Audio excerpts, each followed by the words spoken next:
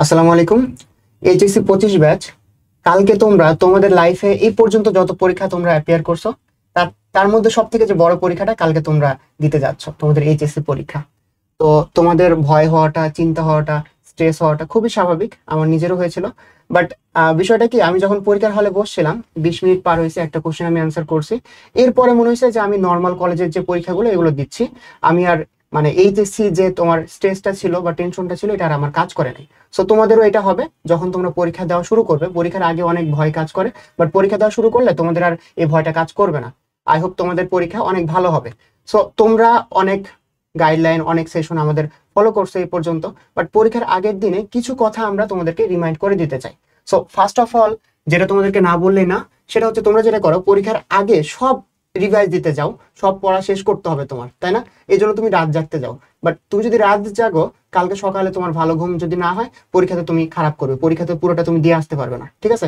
এই জন্য আজকে তোমার রাতে জাগা যাবে না, খুব তাড়াতাড়ি আজকে ঘুমায় যাবে, ঠিক আছে? কিন্তু ঘুমায় যাওয়ার আগে কয়েকটা বিষয় বা কয়েকটা দ্রব্যাদি, মানে কালকে যেগুলো তোমার ম্যাটেরিয়ালস প্রয়োজন, সেগুলো কিন্তু তোমাকে অবশ্যই গুছায় রাখতে হবে, তাই না? কি কি তুমি নিবা? অ্যাডমিট কার্ড নিবা, রেজিস্ট্রেশন কার্ড নিবা, স্কেল নিবা, পেন্সিল নিবা, একটা ব্লু পেন নিবা, অ্যান্ড কলমের ক্ষেত্রে 3টা ফ্রি করা কলম এরকম কিন্তু অবশ্যই মাস্ট নিবা, ঠিক আছে? এসব জিনিস আজকে গুছায় রাখবা, ঘুমাইতে যাওয়ার আগে, সকালে যে আবার তাড়াহুড়ো করলে হবে না। এরপরে যে পয়েন্টটা, সেটা হচ্ছে পর্যাপ্ত সময় হাতে রেখে এরপর তোমাকে পরীক্ষা কেন্দ্রে উপস্থিত হতে হবে। আচ্ছা, তোমরা অনেক সময় কি করো, টাইম ক্যালকুলেশন করে রাখো যে বাসা থেকে আমার যদি পরীক্ষা কেন্দ্রে যাই আমার যেতে লাগে 20 মিনিট। তার মানে তুমি হচ্ছে 20 মিনিট আগেই, পরীক্ষার 20 মিনিট আগে তোমরা বাসা থেকে রওনা হও। তারপর রাস্তায় তোমার জ্যাম পড়ে, জ্যাম শেষ করে তোমার হচ্ছে পরীক্ষা কেন্দ্রে যেতে তুমি লেট হয়ে যাও, তাই না? এই জন্য কি করতে হবে, পর্যাপ্ত সময় যাতে তোমার হাতে থাকে এরকম তুমি একটা ব্যাকআপ টাইম রেখে এরপর তুমি বাসা থেকে বের হবা, ঠিক আছে? বিশেষ করে যারা ঢাকায় আসো, ঢাকায় তো তোমরা জানো যে সবসময় জ্যাম হয়, তাই না? তো এই জিনিসটা তোমাদেরকে অবশ্যই মানে মাথায় রাখতে হবে, ঠিক আছে? এরপরে যেটা, তুমি কোশ্চেনটা যখন পাবে তোমার মনে হবে যে হাই হাই কি হবে কি হবে এখন, বা প্রথম কোশ্চেনটা যখন পড়বে, প্রথম কোশ্চেনটা যদি তুমি না পারো, এরকম যদি হয় যে তোমার ক্ষেত্রে আনকমন আসছে, দেখবে যে তুমি ঘাবড়ায় গেছো, অস্থির হয়েছো। বাট এই জিনিসটা করা যাবে না। প্রথম কোশ্চেন পারো নাই, ঠিক আছে, নো প্রবলেম, তুমি সবগুলা কোশ্চেন পড়ো, সবগুলা কোশ্চেন পড়ে নিজেকে শান্ত করো, এরপর যেটা তুমি সব থেকে ভালো পারো সেখান থেকে তুমি অ্যান্সার করা শুরু করো, ঠিক আছে? অ্যান্ড বাংলার ক্ষেত্রে লাস্ট পয়েন্টটা খুবই ইম্পর্টেন্ট আমাদের জন্য। কালকে যেহেতু তোমাদের বাংলা পরীক্ষা, বাংলা পরীক্ষা দিয়ে শুরু, তোমাকে সময় মেনটেন করতে হবে অ্যান্ড গুছিয়ে লেখা শেষ করতে হবে।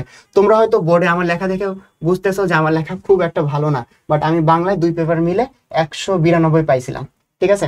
আচ্ছা, তো আমার লেখা একদমই খারাপ, অ্যান্ড হচ্ছে আমি সময় মেনটেন করতে পারি না, আমি দেখা যায় যে লাস্টের কোশ্চেনের ঘ নাম্বারটা আমি লিখতেই পারি না, এরকম অনেক ক্ষেত্রে দেখা গেছে। বাট তোমাদেরকে পরীক্ষার মানে তোমার লেখা যদি খারাপ হয়, পরীক্ষার মার্ক পাওয়ার একটা উপায় হচ্ছে তোমাকে গুছায় লিখতে হবে, ঠিক আছে? তুমি ভালো করে স্কেলিং করো, দেন হচ্ছে ব্লু পেনটা ইউজ করো। স্কেলিং করার ক্ষেত্রে তোমরা পেন্সিল দিয়ে স্কেলিং করতে পারো, ঠিক আছে? এরপর ব্লু পেন দিয়ে 1 নম্বর প্রশ্নের উত্তর লিখো, এরপর গুছায় তুমি সৃজনশীল গুলা লিখো। অ্যান্ড একটা সৃজনশীল তুমি 10 পেজ লিখবা, আরেকটা লেখার জন্য তোমার টাইম নাই, এরকম যাতে না হয়, সবগুলো গুছায় তুমি শেষ করে আসো, ঠিক আছে? আচ্ছা, এতক্ষণ যেগুলো কথা বললাম এগুলো হচ্ছে একটা আদর্শ স্টুডেন্টের জন্য যেটা করা উচিত সেটা বলছে। আমি যেটা করছিলাম, আমি ক্যারেট কলেজে ছিলাম, ক্যারেটের যে নর্মাল বিহেভিয়ার, 2টা কলম নিয়েছিলাম পকেটে, 2টা কলম নিয়ে এরপর হচ্ছে দৌড় দিছিলাম, ঠিক আছে? স্কেল নিছি, পেন্সিলও নিছি, তারপর হচ্ছে ব্লু পেনও নিছি, ঠিক আছে? কিন্তু সেগুলো পকেটে নিয়ে কোনোভাবে আমি দৌড় দিছি, ঠিক আছে? এরকম একটা অবস্থা। তো এগুলো সবকিছু পয়েন্ট যেটা আমাদের আদর্শ স্টুডেন্ট, আমাদের বোর্ড ফার্স্ট অন্তর ভাই, তার কাছে শুনে শুনে ডিসকাস করে যে হ্যাঁ সবকিছু আদর্শ স্টুডেন্টের মতন ঠিক আছে কিনা, ঠিক আছে? এই অনুযায়ী তারপর লিখছি। কি ভাই, কি বলেন, ঠিক আছে না? হ্যাঁ, ঠিক আছে। আমি শুধু একটা কথা অ্যাড করতে চাই যে তুমি হয়তো মনে করতেছো যে আমি একটু চেষ্টা করি তো সবকিছু একসাথে মনে করার। তুমি সবকিছু একসাথে এখন মনে করতে চাইলে সেটা মনে করতে পারবে না, এবং তোমার হয়তো মনে হচ্ছে যে পড়াটা বোধহয় শেষ হয়নি। সেম এটা আমার জন্যও ছিল, আমারও মনে হয়েছে পরীক্ষার আগের দিন সিলেবাসটা বোধহয় শেষ হলো না, পড়াটা বোধহয় শেষ হলো না। তুমি আসলে একা নও, তোমার মতো আমরাও আমাদের এই অবস্থায় ছিল। একটা কথাই বলবো, আগামীকাল সুন্দরভাবে টাইম মেনটেন করে সবগুলো প্রশ্নের উত্তর সুন্দরভাবে লিখে আসবা। তুমি পারলেও লিখবা, তুমি না পারলেও লিখবা, সহজ হিসাব। ওকে, এখানে খালি রেখে আসার কোনো দরকার নাই। সুন্দরভাবে মনোযোগ দিয়ে পরীক্ষা দাও, পরীক্ষা শেষ করে আসলেই পরীক্ষায় ভালো নাম্বার পাবা, ঠিক আছে? শুধু এইটুকু বলবো, আর কথা না বাড়াই। তোমরা সবাই ভালো থাকো, সুস্থ থাকো, সুস্থভাবে কালকে সবাই পরীক্ষা দিয়ে আসো। একটা পরীক্ষা দিলেই দেখবা ভয় কমে যাবে। আমাদের সকলের পক্ষ থেকে তোমার জন্য অনেক অনেক অনেক অনেক দোয়া থাকলো। Good bye, best of luck.